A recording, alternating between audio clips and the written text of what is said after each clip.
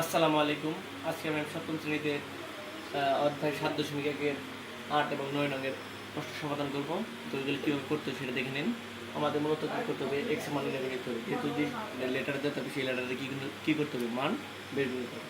তো নির্ণয় করতে কী বলবো, এক্স দিব, এক্স দিব একটু, যেহেতু আমাদের এক্স মান এক্স বাম পাশে থাকবে, যেখানে 3 আছে এখানে +1 আছে, 1 -1 বা এক্স ডিভাইডেড 2 এখানে তাহলে কত থাকবে, 3 থেকে 1 গেলে থাকবে কত, 2, বা এক্স থেকে 2 মানে আমি এখন এক্স মান নির্ণয় করবো। তো এক্স এখান থেকে দেবো 2 আছে এখানে, এখানে কি এটা কি আকার আছে, ভাগ বললে সবসময় কি হয়, গুণ, তাহলে 2টা উঠলে কি হবে, এটা ডি হবে। সুতরাং এক্স ইকুয়াল কত হবে, 4। এটা হলো কি অ্যান্সার। বুঝতে পারছেন? তারপরটা আমরা দেখতে চোখ রাখি এটাতে। তো এখানে আমাকে কী মানে বের করতে হবে, এক্সের মান বের করতে হবে। তো আমরা এক্সগুলো এক সাইডে করবো, যেহেতু এক্স আসছে তাহলে আমরা এক্সগুলো এক সাইডে করি। এক্স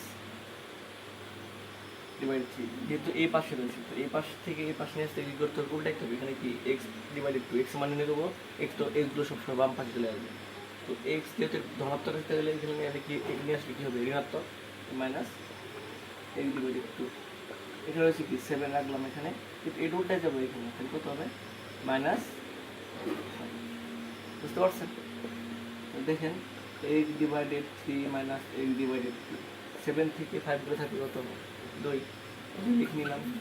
তারপর কী হবে, এটা কী করতে হবে, আমাদের লসাগু বের করতে হবে। 3 আর 2 লসাগু করতে হবে 6, বা এরকমভাবে করতে পারি আমরা। দেখেন তো আমরা কীভাবে করি, দেখেন 6 হয়, 3 3 মধ্যে 3 6 মধ্যে যাবে 2বার, 2বার, কিন্তু কত হবে 2x, 2 6 মধ্যে যাবে 2বার, 3বার, 3 7 বার, এর গুণ তাহলে কত হবে, মাইনাস ছিল মাইনাস 3x, বা 2x থেকে 3x বাদ দিলে থাকবে কি, মাইনাস x থাকবে, মাইনাস থাকবে কত 6, এখানে থাকবে কত 2। মান বের করতে কিসের, x এর, তাহলে আমরা x এখানে রেখে দিই 2। এখানে এটা গুণ আকার আছে, ভাগ আকার আছে, ভাগ বলে লিখতে হবে গুণ, তারপরে কত 6।